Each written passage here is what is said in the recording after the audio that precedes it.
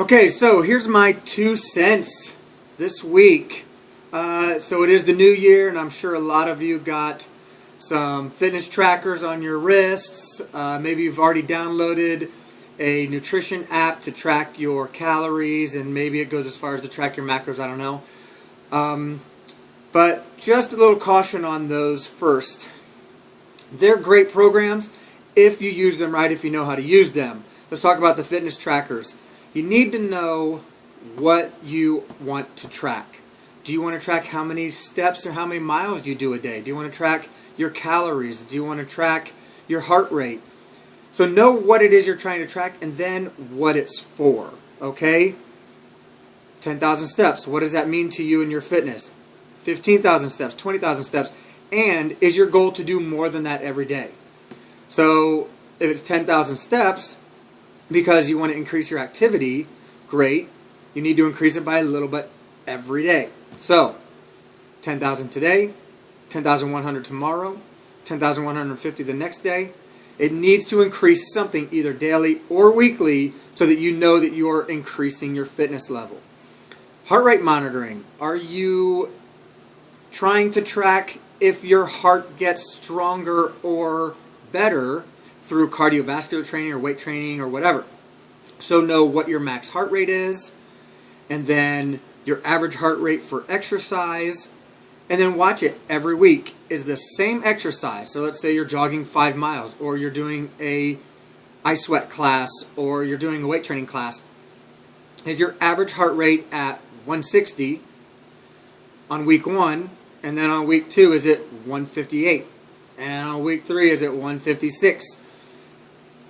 Are you working at the same intensity? Are you working different intensities in the same workout? There's a lot of variables that go into tracking your heart rate on those monitors. Let's say you're tracking miles run. So you run 5 miles and your current time is 60 minutes. Great. Is next week going to be 59 minutes 30 seconds or 59 minutes flat? Or whatever, and know that on each one of these measurable matrix, there's going to be a point where you've reached your threshold. You're never going to get 20,000 steps because you're already walking throughout the day, taking the stairs at work, picking a further spot away from the gym or the grocery store, and then you're running 5 miles. You're going to run 10 miles, or you're going to run 20 miles. There's going to be a certain number that you will not be able to get over. And that's okay because you've set a goal and you've reached it, and that's good. Let's find something new. Or your miles per minute, or your miles in time. My max, I don't know that I could have trained any different or any better. I couldn't run faster than 30 minutes for 5 miles. I mean, maybe I could have got to 29:30. Maybe I could have got 20. I don't know. But there's a certain point where you're just not going to get faster, right? So have a goal, set that goal, achieve that goal, and try and find a new goal now. Okay? Now let's talk about your calorie app. MyFitnessPal, FitDay, Jillian Michaels, CalorieCounter.com. There's 1,000 nutrition tracking apps out there. Here's the thing about them. They're 99% of those fitness track or those calorie tracking apps are going to base your daily caloric needs on your gender and your gender alone. Okay? A woman is going to be given around 1,200 to 1,500 calories a day.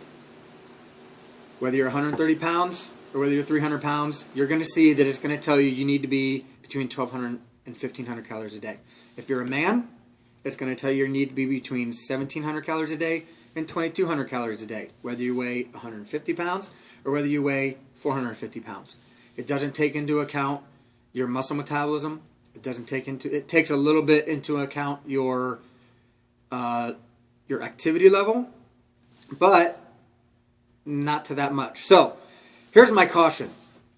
If you are a woman and your fitness app, your calorie app, tells you that you need 1,200 calories a day from the very beginning of your diet, where do you go from there? So what I mean is, at some point in your diet, you have to reduce the amount of calories that you take in order to continue to see results on the scale. Scale really shouldn't matter, but it's going to you. So if you start at 1200, where do you go when your body plateaus at that calorie range? You have to go down to 1000. Okay? After your body plateaus at 1000 calories, after maybe a week and a half, where do you go from there? 800 calories? 700 calories? When does it end? When can you finally say, this is ridiculous, I can't eat any less calories and still be alive? Because at 500 calories, believe me, you're not alive. You're just sloshing through your day. You're hoping to get through it. You're falling asleep at your desk. So those tracking apps are great if you know where to start and not follow blindly what they tell you. So let's take a woman who is... Let's take a woman who is 150 pounds and she's 30% body fat. So she needs to take in, just maintenance level, around 22 to 2300 calories. Okay, that's maintenance level. To get fat burning, not just weight loss, but fat loss, we need to subtract anywhere between 10 and 25% of those calories. So let's go 20%, make it easy. 2200 calories, 20% is 440 calories. Now we're at 1760 calories a day, not 1200. So you're starting high. You're going to reach a plateau probably within 2.5 to 3 weeks on that. Then you can reduce your calories again and reduce your calories again. So then after, let's say it's 10 weeks or 12 weeks of a nutrition plan and you're losing an average of 1 pound a week as a female, then, which is really good, by the way, after 12 weeks you're down 12 pounds and you're still at, maybe after we've reduced your calories a certain amount, you're still eating 1200 to 1400 calories depending on your metabolism and the type of workouts that you're doing. Is it just cardio? Is it strength training? Is it heavy strength training? Is it boot camp style, circuit training, things like that? All of that stuff needs to be taken into account when you're setting up a nutrition plan.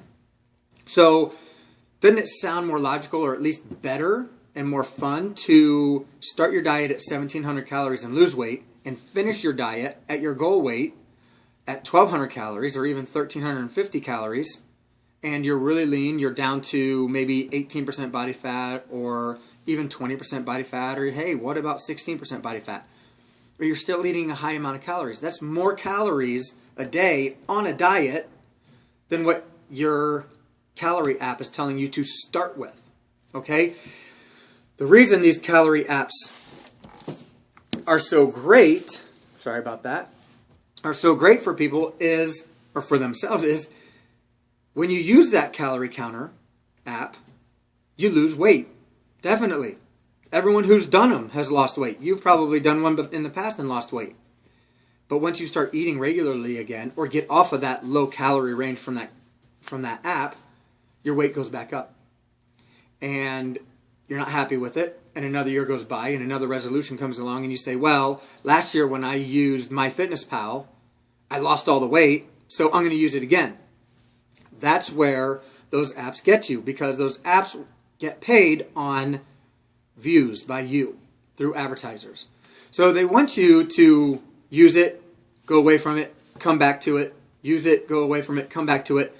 Continual cycle, rather than have a goal weight, reach a goal weight, stay at that goal weight for the rest of your life, and never need that app again, or only use it to track your maintenance. So that's my 2 cents. We at the Fitness Edge can help you on nutrition, on training, on setting goals for your new fitness app or your new tracker or whatever it is you have to do. So feel free to come by, check us out, see how we can help you, and let's all get fit in 2015 together, all right? Thanks a lot. Have a great week, and I'll see you next week. Bye for now.